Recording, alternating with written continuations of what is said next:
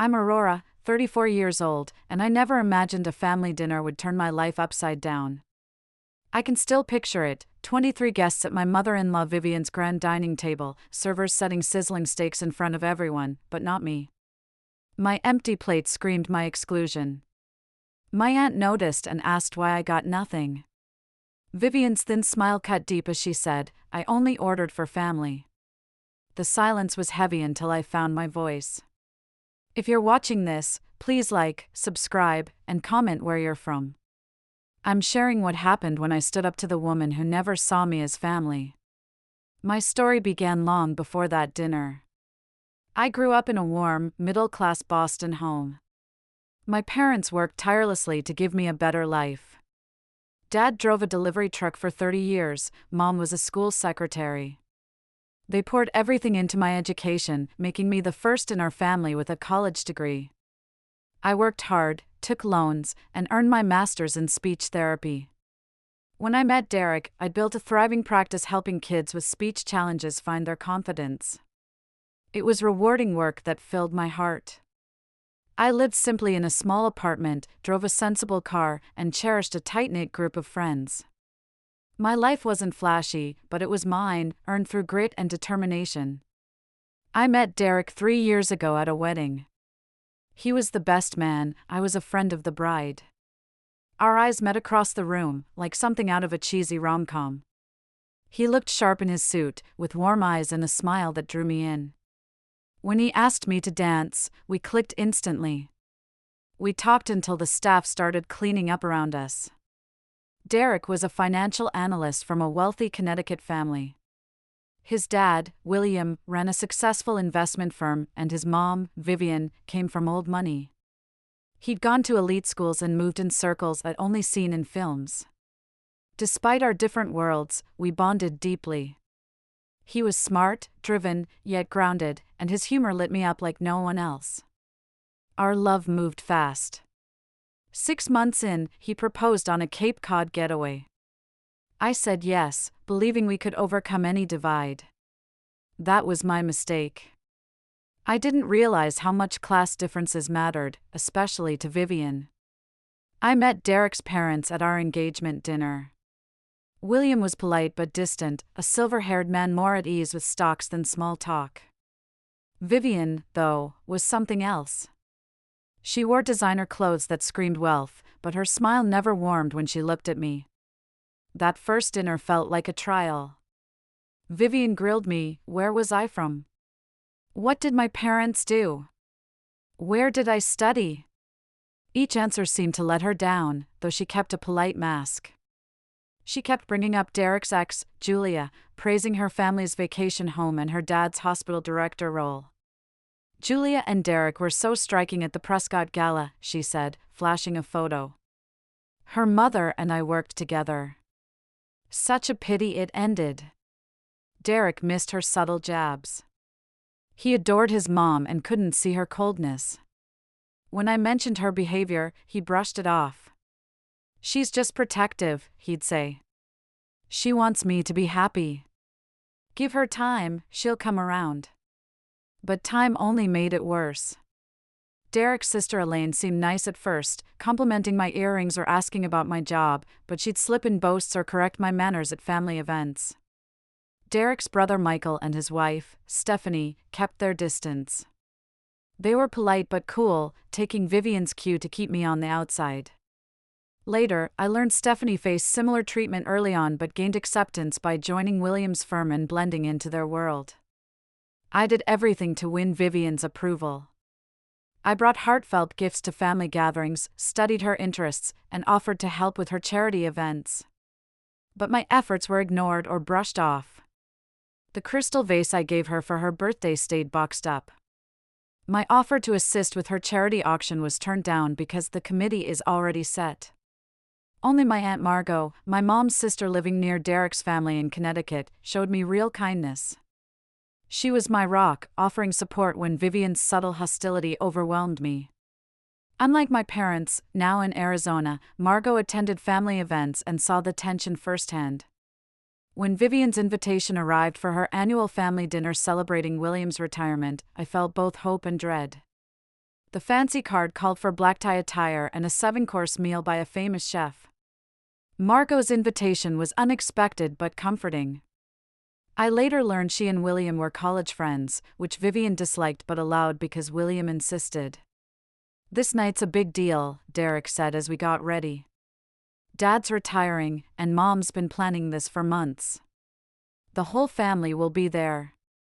I nodded, choosing a simple black dress I hoped would meet Vivien's high standards. "I'll do my best to make it perfect." If only I'd known how that night would change everything. The evening of William's retirement party brought a crisp October chill. Derek and I pulled up to his parents' grand colonial mansion in our Audi, joining a line of luxury cars. The house glowed like a magazine cover, with soft lighting showcasing perfect gardens and a stone facade. "You look stunning," Derek said, squeezing my hand as we approached the massive front door. I'd spent hours getting ready, wearing a black dress I'd saved for months to buy, with my hair styled and makeup done just right, elegant but not overdone. Vivien greeted us herself, ignoring the staff handling coats and guests. She hugged Derek tightly, gushing over his tuxedo. Her smile faded when she turned to me, offering a quick air kiss that barely grazed my cheek. "Aurora, you made it," she said, as if I might not have. She said nothing about my look and moved on to the next guests. The grand foyer led to rooms buzzing with about 40 people in formal wear. Crystal chandeliers lit the scene, and staff in crisp uniforms carried trays of champagne and appetizers.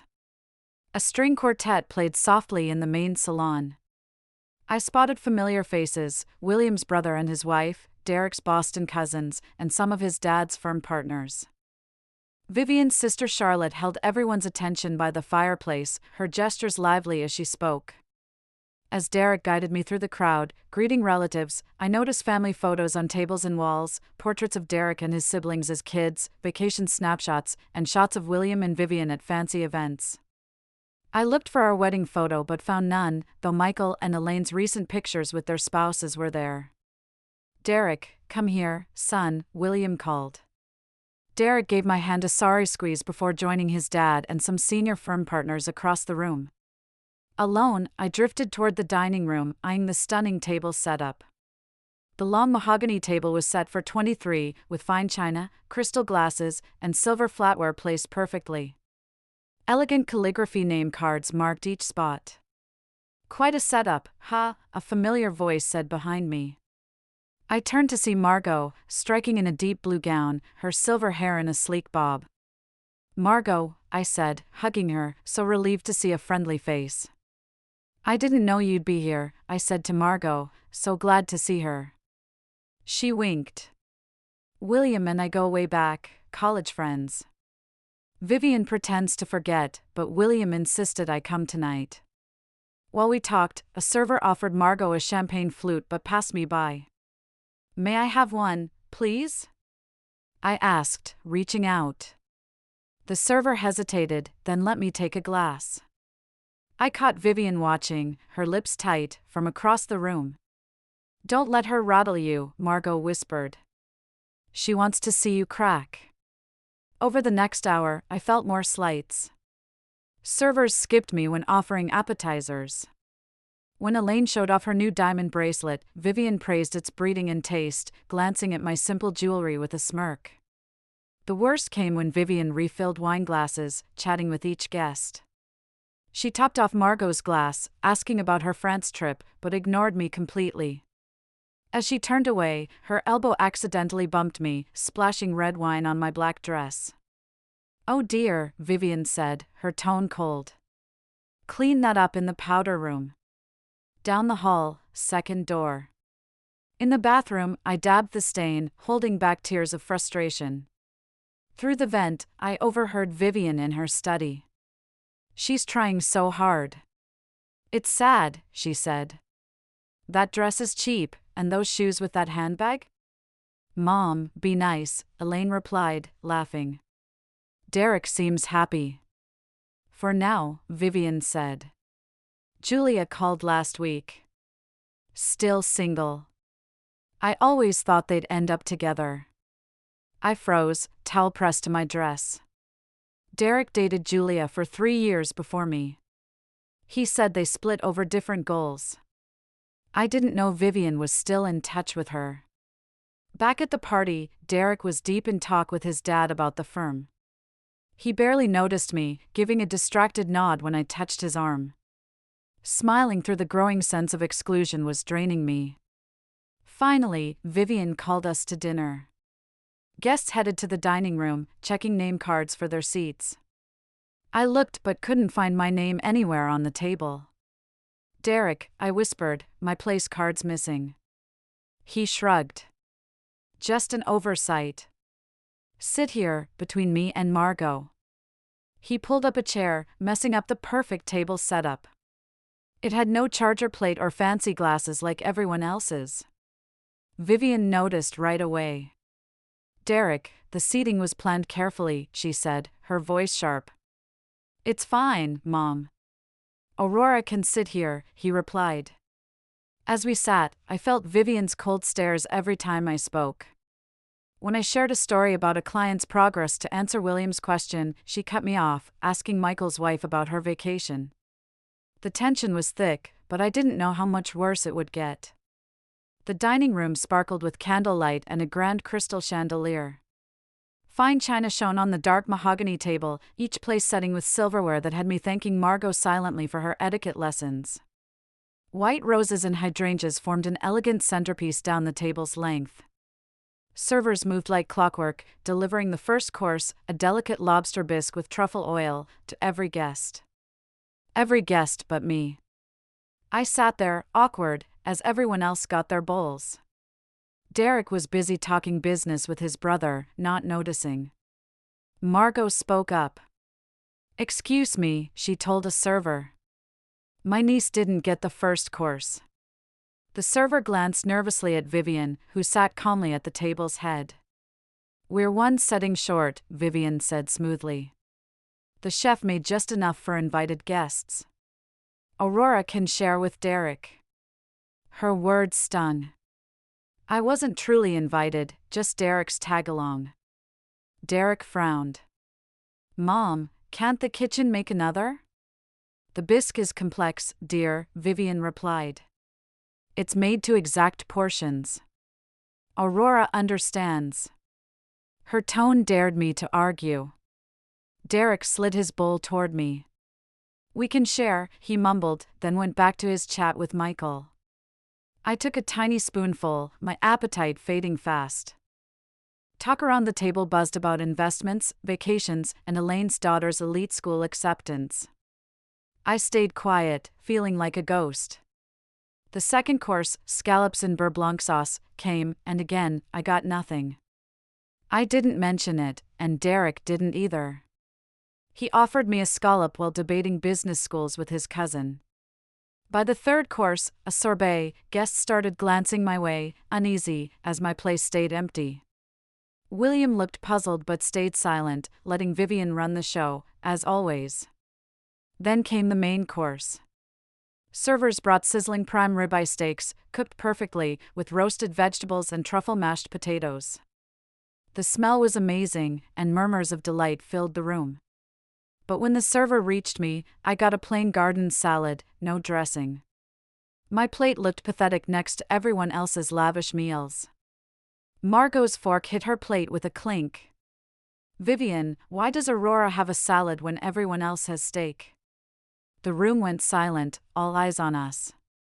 Vivien's smile didn't waver, but her eyes turned cold. "I only ordered for family," she said, her voice sugary but sharp. The steaks were pricey, flown in from Japan.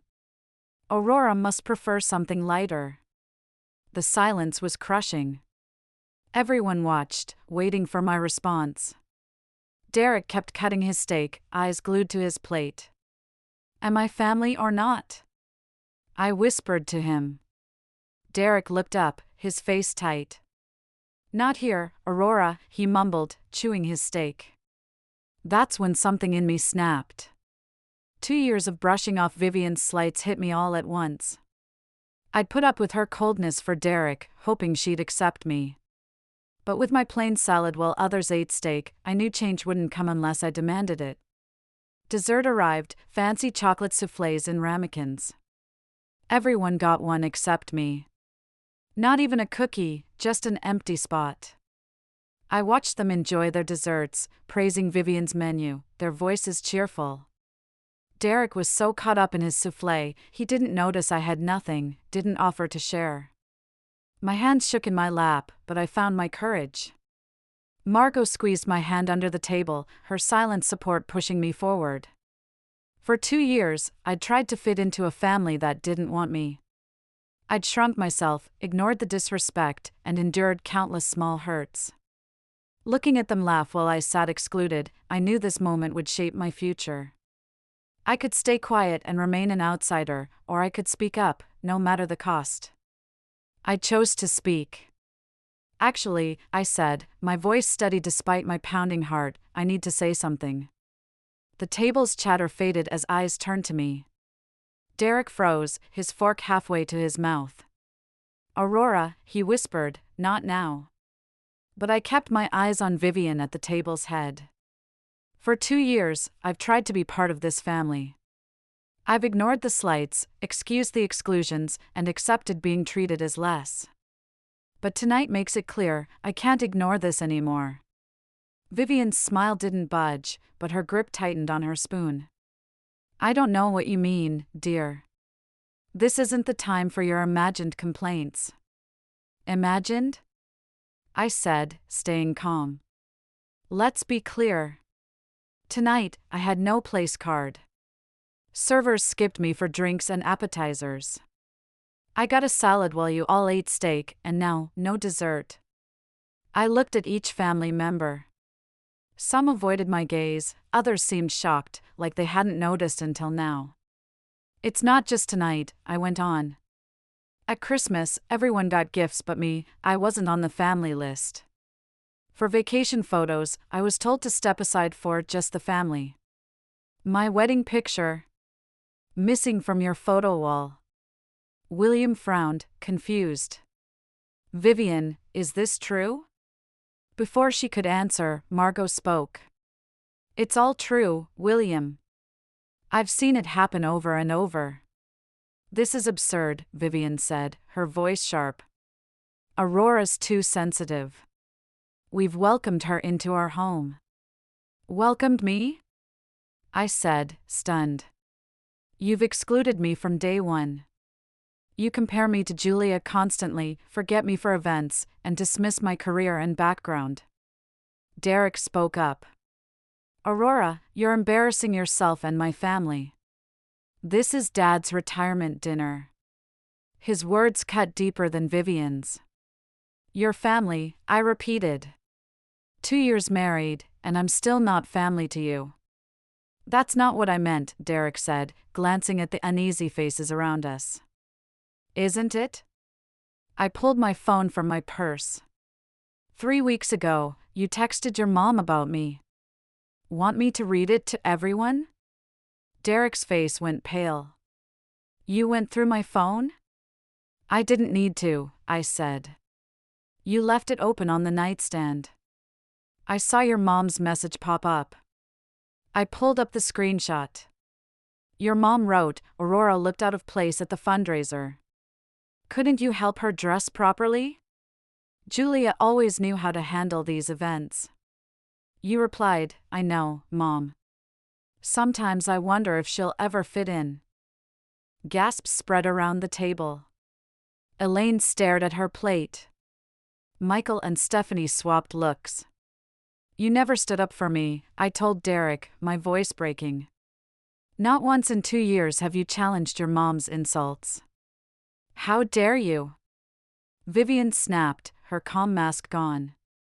Derek gave you a life you'd never have had, a nobody from nowhere. This is how you thank him? Mother! Elaine gasped, stunned by her venom. William stood, his napkin dropping. Vivien, enough. No, it's not enough, Vivien shot back, her polished image cracking. She's never been good enough for our son.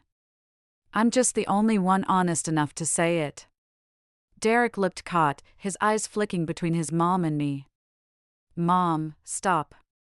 Choose, Derek, Vivien demanded. Your family or her? Now.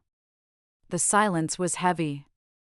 All 22 guests watched Derek, waiting. I held my breath, hoping he'd finally pick me. Derek swallowed, glancing at his mom, then me, then his half-eaten souffle. His silence said it all. I stood slowly, setting my napkin by my empty plate. Thank you both for making it clear. I won't stay where I'm not wanted. I held onto my dignity as I left the dining room. No one called out. No one followed, not even Derek. In the foyer, I grabbed my coat from a puzzled staff member and stepped into the chilly October night. I refused to cry on Vivien's property. I reached my car when footsteps sounded. Aurora, wait. It was Margot, not Derek. I need to go, I said, my hands shaking as I fumbled with my keys. I know, sweetheart, but don't drive upset. Let me take you home. I'll be fine, I said, though I wasn't sure. Then I'll follow to make sure you're safe, Margot insisted. Aurora, I'm proud of you. That took real courage. Driving away, I checked my rearview mirror. Margot's headlights trailed me, but Derek was nowhere in sight. My husband hadn't chosen me. That said everything. I reached our apartment building, Margot close behind. The doorman smiled, unaware my world had collapsed. In the elevator, I slumped against the wall, drained. Want me to come up? Margot asked softly. I shook my head. I need to be alone, but thank you for tonight. Call me anytime, she said, hugging me tightly before the elevator opened. Inside our apartment, the silence screamed. Photos of Derek and me, once joyful, now taunted me from the walls. Our wedding portrait, missing from Vivien's home, hung above our fireplace. We looked so happy then. Now, that couple felt like strangers. Only when I locked the door did I let the tears flow. I slid to the floor, back against the door, sobbing until my throat ached and my eyes stung. The pain, shame, and betrayal hit me in waves, leaving me breathless. My phone kept buzzing with Derek's calls, but I sent them to voicemail. When I listened, there was no sorry, just fury. How could you embarrass my family? Tonight, of all nights, Dad's retirement. Call Mom and apologize now. His demands in justice brought more tears. How was I the one who should apologize? Around midnight, Derek's key turned in the lock. I'd moved to the bedroom, sitting on the bed with a half-packed suitcase. What are you doing? He snapped, spotting the bag. Packing, I said plainly. I'm staying with Margot for a bit. Don't be dramatic, he scoffed. Running away won't fix this. I'm not running. I'm leaving a place where I'm not respected. Derek paced, raking his hair. You shamed Mom in front of everyone. What did you think would happen? What did I think? I echoed, stunned. I thought my husband would back me when his mom excluded and insulted me. I thought I'd get basic decency at dinner. Mom's picky about her events. You know that. Picky? I laughed sharply. She gave me salad while you all had steak. No dessert. How do you defend that? You're overreacting, as always, he brushed off. You should have talked to me quietly after. Like every other time I mentioned your mom's behavior? When did that ever help? Derek slumped on the bed's edge. You don't get the pressure I'm under. Dad's retiring, the firm's changing. Mom does things her way. Her way that excludes and humiliates your wife, I said bluntly. She's struggling with family changes. If you'd try harder to fit in. Those words broke me. Try harder? I've tried everything for 2 years. Changed my clothes, my words, my topics. Went to every event, joined committees, gave to charities I couldn't afford. What more? Start by apologizing to Mom. I zipped the suitcase shut. I won't apologize for standing up for myself. As I headed out, Derek blocked me. Leaving means choosing this fight over our marriage. No, you chose when you stayed silent as your mom trashed me. When you texted her I didn't fit. When you demanded my apology instead of seeing my pain. I shoved past with my bag, but his words froze me. She warned me. Mom said you'd never fit our world, that you'd show your true colors. I turned back. She warned me too, subtly. At engagement dinner, she said Julia left because she didn't support your career. But that's a lie, right? She left tired of your mom's treatment and your silence. Derek's shock confirmed it. How did you know? I didn't, until now. It fits. Has your mom talked to Julia lately? Maybe lunch with her? His quiet was telling. That's what I figured, I said softly. Goodbye, Derek. I crashed on Margot's couch that night, crying then going numb. Morning came, she made coffee and sat with me. What now? She asked kindly. I don't know, I confessed. Part of me wants to save our marriage, but most wonders if it's worth it. The week blurred by. Derek called and texted nonstop, switching from orders to come home to half apologies that missed the point. I kept contact low, saying I needed space. Then allies appeared. Michael called me for the first time. Aurora, Stephanie and I back you, he said stiffly. That dinner was wrong. Mom's tough, but this crossed the line. Later, Stephanie texted, when I married Michael, Vivien did similar to me. Not as bad, but same vibe. Took years and joining the firm to win her over. You're not alone or crazy. It was cruel. Most shocking, Elaine showed up at Margot's uninvited. I should have spoken up that night, she said, remorseful. I saw Mom mistreat you for 2 years and stayed quiet. I feared her turning on me.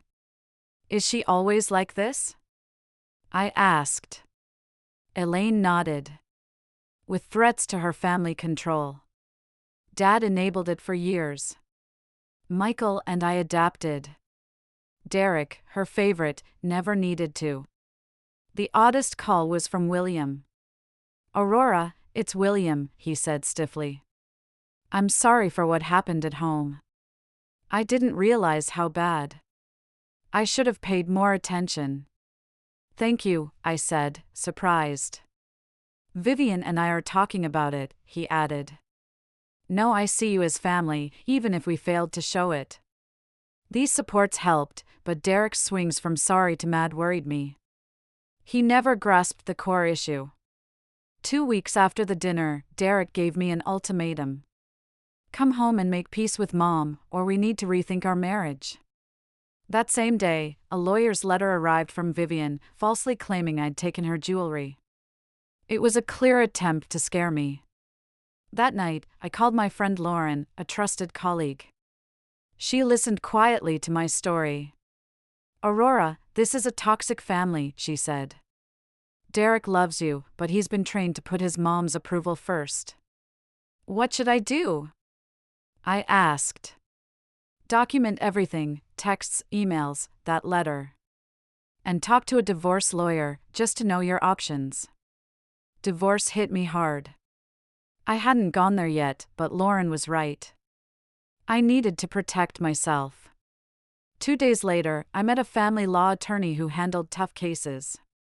She explained what separation or divorce could mean. I didn't decide anything, but understanding my options gave me strength. That evening, Derek called. I nearly ignored it but picked up. Can we meet? He asked, voice low. Just talk, somewhere neutral. I hesitated, then agreed. Tomorrow, 10 o'clock, the coffee shop near Margot's. I'll be there, he promised. I hung up, unsure if this was closure or a fresh start. But I wasn't the woman who sat quietly at Vivien's table anymore. Saturday morning, the coffee shop buzzed. I arrived early, picking a corner table behind a plant for some privacy. I held a mug of black coffee, barely sipping, my stomach tight with nerves. Derek walked in, looking worn. In 3 weeks, he'd aged, hair messy, dark circles under his eyes. He saw me and came over with his coffee. "Thanks for meeting me," he said, sounding formal, like we weren't married. "You wanted to talk," I said evenly. "So talk." Derek took a deep breath. "I've been thinking a lot. I owe you an apology. The dinner was wrong." "Wrong?" I raised an eyebrow. "Is that the word for it?" He squirmed. "Aurora, I'm trying." "Are you?" "You're downplaying it. Your mom humiliated me on purpose, and you let her. Then you told me to apologize." "I know," he said quietly. "I see it now. I reacted like always, mom's upset, so we fix it." "Even when she's wrong?" "Especially then," he admitted. "It's easier to keep her happy than fight her." I set a folder on the table. "Look at this." "What is it?" "Proof," I said. "Open it." Inside were texts, emails, and photos showing 2 years of Vivien's exclusion, all dated and explained. Derek flipped through, his face darkening. "You kept all this?" "Not at first," I said.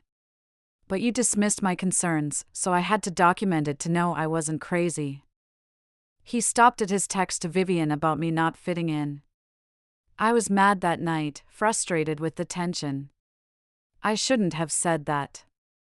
"No, you shouldn't," I said. "But what hurts more is you never defended me. Not once." The waitress came to refill our coffee. "Everything okay?" she asked, sensing the mood.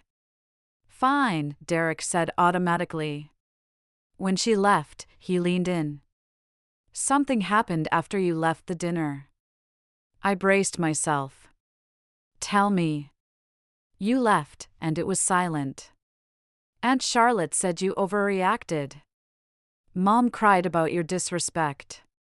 But Dad stood up and said, 'Enough, Vivien. What you did was cruel, and I won't ignore it.'" I blinked, shocked. William always stayed quiet about Vivien's behavior. He told everyone he'd watched Mom control the family for years and was a coward for allowing it. He said he was ashamed of her, and me. "You?" I asked. Derek nodded. Later, he told me, "I didn't stop your mom's worst traits, and now you're failing Aurora. Don't repeat my mistake, son. It's a half-lived life." I leaned back, taking it all in. "What did you say to him?" "Nothing at first," Derek said. "I was still protecting Mom out of habit. Then he showed me something." He pulled out his phone and scrolled to a photo. "Here." He handed it to me. It was a picture I'd never seen, William and a young woman at a college dance. "That's Dad and Margot," Derek said. "They were serious in college. He planned to propose, but his parents didn't approve. Margot was middle class, worked her way through school." "Sound familiar?" "What happened?" I asked. "His parents pushed him to end it and set him up with Mom, from the right family.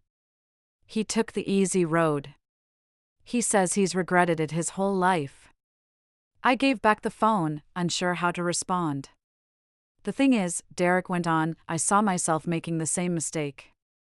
The idea of living with that regret scared me." "So what are you saying?" I pressed. "I was wrong. About everything. How I let Mom treat you, how I didn't stand up for you, how I put peace with her over protecting the person I love most." For the first time, I felt a small crack in the wall around my heart. "Words are easy, Derek. What about actions?" "That's why I'm here. I want couples counseling. I want to be the husband you deserve. I've already told Mom our relationship has to change." "How'd she react?" "Not great," he said with a half smile. Tears, accusations, the usual. But I stood my ground. I said if she wants me in her life, she has to respect you and our marriage. If not, we'll keep our distance. I can't lose you, Aurora. These weeks apart have been hell. I wanted to trust him, but one thing nagged at me. What about Julia? He looked confused. Julia? Your mom's been meeting her. Are you talking to her too? No, he said firmly. I didn't know Mom was in touch until you said so. I called Julia after the dinner. Mom's been trying to set up chance meetings, telling her our marriage was failing. Was that the first time you've talked since we got together? Yes, he said. Julia and I ended for good reasons. We've moved on. She told me to fix things with you because I was happier with you than I ever was with her. The waitress came back, looking concerned. Sorry, I overheard a bit. My mother-in-law was like that. She set 2 slices of cake on the table. On the house. Sweetness helps tough talks. We both chuckled, easing the tension. This talk doesn't fix it all, Derek said. I know I have to prove myself. Will you try therapy with me? I found someone who deals with family issues. I thought it over. I still loved him, and he finally seemed to get it and want to change. One session, I said carefully. We'll start there. His relief was clear. Thank you. 2 days later, we sat in Dr. Rivera's cozy office, with soft lighting and comfy chairs. She asked why we were there. I let Derek speak first, curious how he'd explain it. To my surprise, he was brutally honest about his mom's actions, his role in enabling her, and how he'd failed to support me. I grew up thinking I had to keep Mom happy, Derek said. It was easier to go along than face her emotional outbursts. I didn't see how toxic that was until I saw it through your eyes, Aurora, and even then, I fought admitting it. Dr. Rivera nodded. That's common in families with controlling members. Everyone adjusts to meet their demands. When my turn came, I shared how isolated I felt, always told I wasn't truly family. What's hardest, I confessed, is wondering if Derek and I can move forward with his mom still causing chaos in our lives. That's a real concern, Dr. Rivera said. Derek, are you ready to set and keep boundaries with your mom to protect your marriage? Yes, he answered firmly. I've already begun. We spent the session planning boundaries and better ways to talk. By the end, I felt a cautious hope. Derek seemed serious about change, and having Dr. Rivera validate my pain felt deeply healing. A week later, Derek suggested meeting his parents at William's office, a neutral spot, not Vivien's territory. I agreed, though my stomach churned as we rode the elevator to the top floor of the firm's building. William met us in reception, formal but with a warmth in his eyes I rarely saw. Thanks for coming, he said, guiding us to a conference room where Vivien sat. She was stiff, perfectly dressed as always, but tense. She didn't stand when we walked in. Vivien, William said sternly, we agreed on how this meeting would go. Reluctantly, she stood and offered her hand. Aurora, thank you for coming. The next hour was tough. Derek laid out what needed to change. Vivien had to respect me, treat me as family, and stop undermining our marriage. If these boundaries aren't kept, Derek said, we'll see you less, Mom. It's not a threat, it's what our marriage needs. Vivien's face flashed disbelief, anger, hurt, then calculation. Finally, she settled on a calm mask. I think my actions were misunderstood, she started. Mom, Derek cut in, we're not debating if you hurt Aurora. You did. The question is, can you change? William touched her hand. We've talked about this, Vivien. You need to decide what kind of relationship you want with our son and daughter-in-law. Daughter-in-law lingered, a reminder of my rightful place Vivien had long denied. After a heavy pause, Vivien spoke. I suggest family counseling. If there's been confusion, a professional could help us talk better. It wasn't an apology, but it was a step, a sign she might try. For Vivien, that was big. Derek looked at me, letting me decide. I thought of the pain, the betrayal, but also the chance for healing.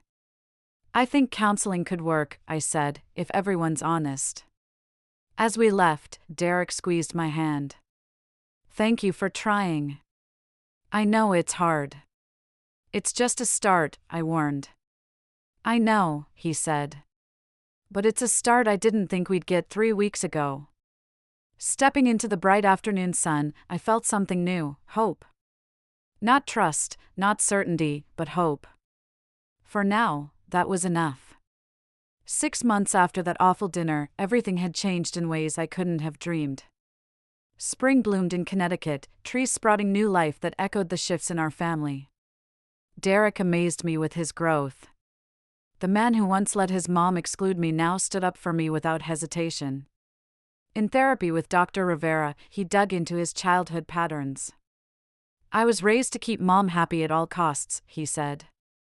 Any challenge to her way brought emotional fallout. I learned to fix things before she noticed and never confront her. Dr. Rivera pointed out how those childhood habits hurt his adult relationships. Your marriage comes first now, she said. That means rethinking your priorities. Derek took it seriously. He set firm boundaries with Vivien, stuck to them, and backed me up when family tensions flared. The family therapy William suggested actually happened, despite Vivien's reluctance. With Dr. Winters, a family systems expert, we tackled years of unhealthy patterns. Vivien, Dr. Winters said in our third session, your actions suggest a fear of abandonment. You control relationships to stay central. Vivien stiffened. That's nonsense. I just uphold family standards. Standards that push out anyone you see as a threat, William said gently, softening the truth. Slowly, we gained clarity. Vivien shared bits of her past, her mom's conditional love, her dad's distance, the pressure to seem perfect. Appearances were everything, she said. I was valued only if I was enviable. It didn't erase her actions, but I saw her as human, shaped by her own pain that rippled outward. Our lives changed too. Derek and I moved back home from Margot's, rebuilding our bond daily. The months following that painful dinner brought changes I could never have foreseen. Spring bloomed in Connecticut, with budding trees mirroring the new life sprouting in our family. Derek and I decided to host monthly family dinners, opening our home to everyone. These evenings weren't just about food, they became a sanctuary where we could all heal, reconnect, and rebuild. At our first dinner, I set the table with care, choosing simple but warm touches, fresh flowers from the farmer's market, candles casting a soft glow, and a playlist of jazz to ease the mood. I cooked a spread of comfort food, roasted chicken, creamy mashed potatoes, and a berry cobbler for dessert, hoping to create a space where everyone felt welcome. The air was tentative at first, but as we passed dishes and shared stories, laughter began to replace the old tensions. Michael and Stephanie surprised me most. Once guarded, they started opening up about their own struggles under Vivien's expectations. I used to twist myself into knots to please her, Stephanie admitted over wine one night. It's freeing to let that go. Their honesty broke down walls, making our conversations deeper and more real. Elaine, who'd always seemed to compete for Vivien's approval, began to soften. At one dinner, she complimented my cobbler, her smile genuine. I've never been great at baking, she said. Can you teach me sometime? That small moment felt like a bridge, and we started texting about recipes, slowly building a bond that felt authentic. William's transformation was just as striking. He'd spent decades in Vivien's shadow, but now he stepped into the light. He called Derek weekly, not just about the firm but to ask about our lives. How's Aurora's practice going, he'd say, or you two should come hiking with me. His interest felt like a quiet apology for years of silence. One afternoon, William invited me to lunch at a cozy bistro near his office. Over sandwiches, he asked about my work with kids, listening intently as I shared stories of their breakthroughs. "You're doing something meaningful," he said, his voice warm. Then he paused, stirring his coffee. "I regret not challenging the family dynamics that hurt people I love, Aurora. I can't change the past, but I'm trying to do better now." His words carried weight, a promise to be present in a way he hadn't before.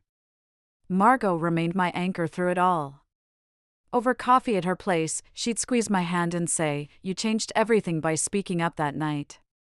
You didn't just save your marriage, you shifted the whole family." Her pride in me felt like a lifeline, reminding me I wasn't alone. The biggest test came 3 months after that awful dinner at William's birthday celebration at their house. I walked through the front door, my heart pounding with memories of past slights. The grand foyer, once intimidating, felt less daunting, but I braced myself for Vivien's greeting. To my surprise, she met me with a stiff but sincere nod. "Aurora, welcome," she said, her voice tight but not cold. Inside, I noticed our wedding photo now hung among the family pictures on the living room wall, a small but powerful sign of change. At the dining table, my place was set with the same care as everyone else's: fine china, polished silver, a crisp napkin folded just so. As we sat, Vivien cleared her throat. "I helped plan the menu," she said, a touch awkward. "There's salmon if you'd prefer it over beef." Her offer, simple as it was, felt monumental. This was the woman who'd once served me a plain salad while others ate steak. Now, she was trying. "Thank you," I said, meeting her eyes. "Salmon sounds perfect." The most life-changing moment came unexpectedly a few months later, 2 pink lines on a pregnancy test. Derek and I had dreamed of kids, but this caught us by surprise.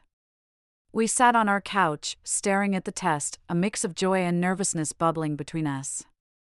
"We're going to be parents," Derek whispered, his hand finding mine. Telling his parents was nerve-wracking. We sat at their dining table, the same one where I'd once faced exclusion.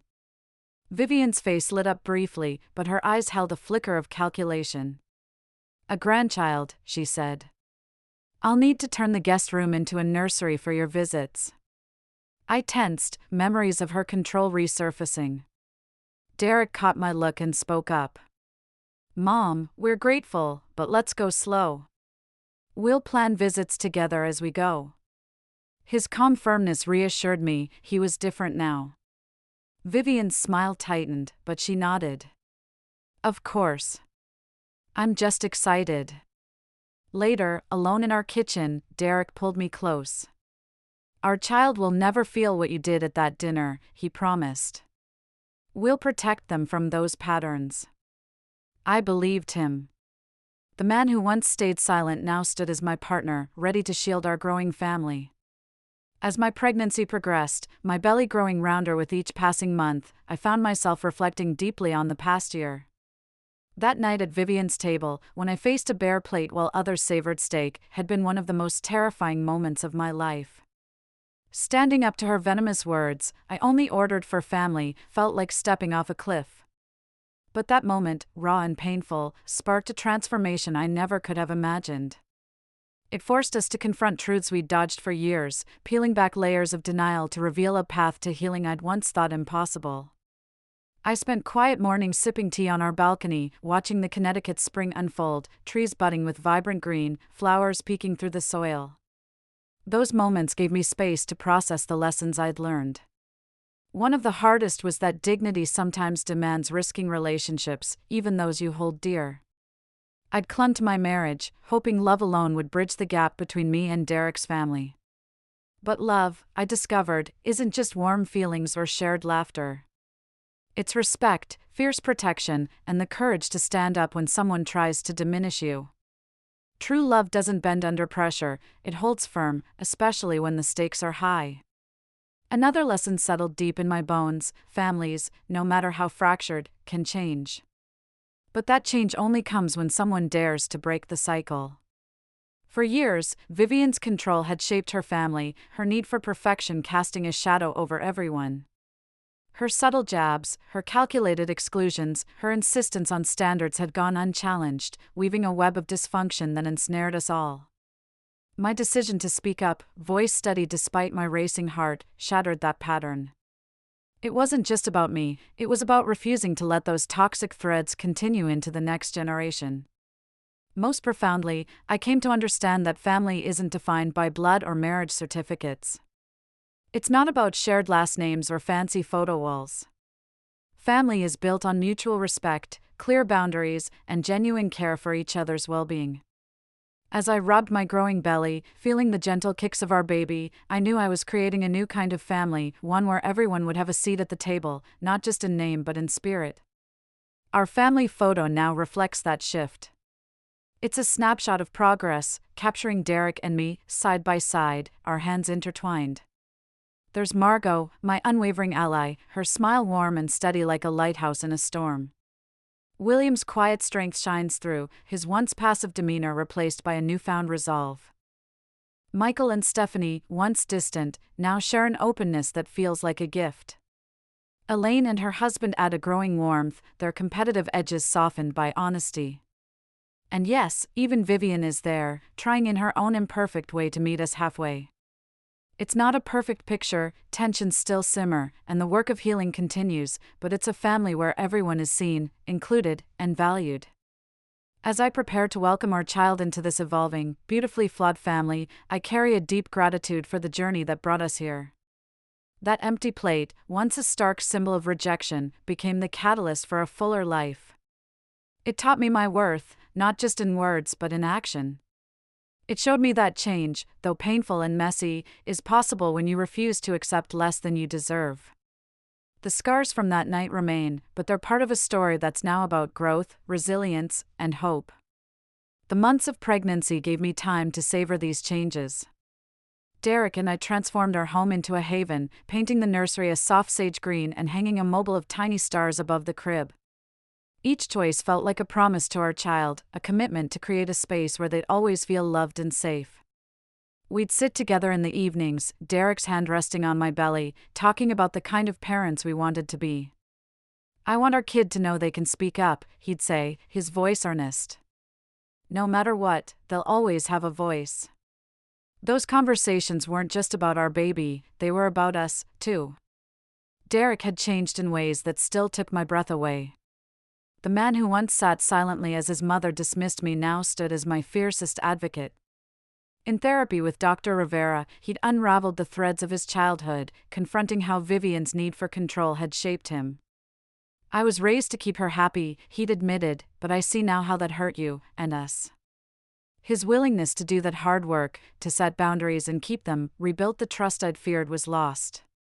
Vivien's journey was slower, more halting, but there were signs of progress. At William's birthday dinner, her offer of salmon instead of beef felt like a small olive branch. It wasn't an apology, but it was an effort, and I chose to meet it with grace.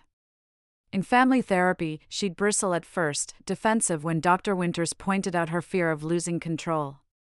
But over time, she shared glimpses of her own past, a mother who withheld love unless she was perfect, a father who was never there. Those revelations didn't erase the pain she'd caused, but they made her human, someone shaped by her own wounds. William, too, became a quiet force of change. His lunches with me turned into a ritual I cherished. Over steaming bowls of soup, he'd share stories of his early days, his voice tinged with both pride and regret. "I should have spoken up sooner," he told me once, his eyes distant. "I let Vivien run things too long." His commitment to being present now, calling to check on us, showing up to our dinners with a bottle of wine and a smile, felt like a reclamation of the father he wanted to be. Margot, my rock, never wavered. She'd drop by with homemade muffins or call just to chat, her voice a steady reminder of my strength. "You didn't just stand up for yourself," she'd say, her eyes bright. "You gave this family a chance to be better." Her words carried me through moments of doubt, especially when old hurts resurfaced or Vivien's progress faltered. Our monthly dinners grew into a cornerstone of our new family dynamic.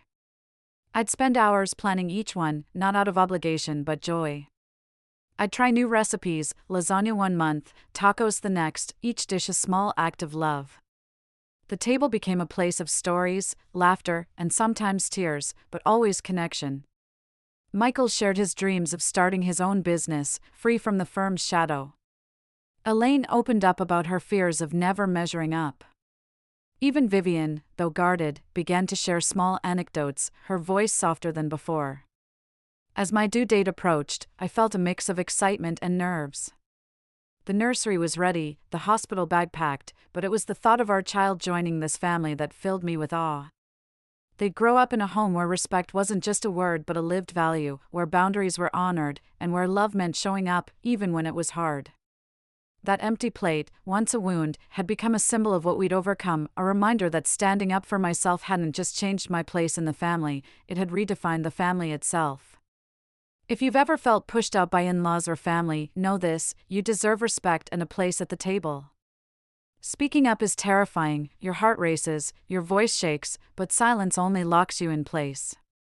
Your voice matters. Your presence matters. Don't let anyone convince you otherwise. Have you faced exclusion from family or in-laws? How did you navigate it? I'd love to hear your experiences in the comments below. Your story might inspire someone else to find their strength. If this journey resonated with you, please like, subscribe, and share it with someone who needs to know they belong. Thank you for walking with me through this story. Building healthy family ties is a challenging road, full of stumbles and hard-won victories, but every step toward connection and respect is worth it.